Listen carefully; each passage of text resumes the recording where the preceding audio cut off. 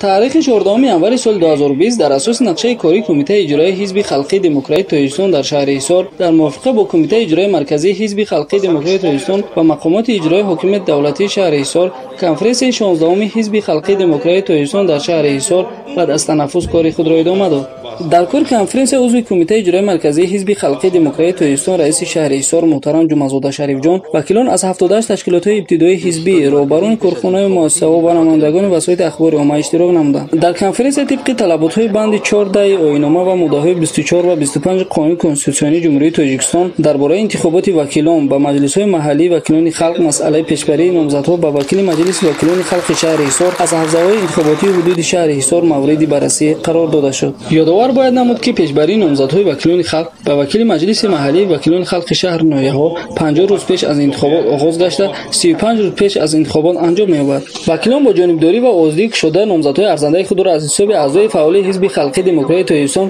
ба вакили маҷлиси вакилони халқи шаҳри Ҳисор даъвати шашум ба 39 ҳавза интихоботӣ пешбарӣ намуданд. аз номзадҳои пешниҳодшуда 12 нафар занон ва синни миёнаи вакилон ба 47 сол баробар мебошад ки ин нисбат ба вакилони даъвати панҷум 5 сол ҷавонтар буда шумораи занон 2 баробар афзуд. дар фарҷом раиси шаҳри Ҳисор муҳтарам Шарифҷон Ҷумъазода аз натиҷаи кори конференсия изҳори андеша намуда ҷаҳди дар сатҳи баланд баргузор намудани маъракаи муҳими сиёсии интихобот 2020 ба фаъолон ва масъулон супоришҳои мушаххас доданд.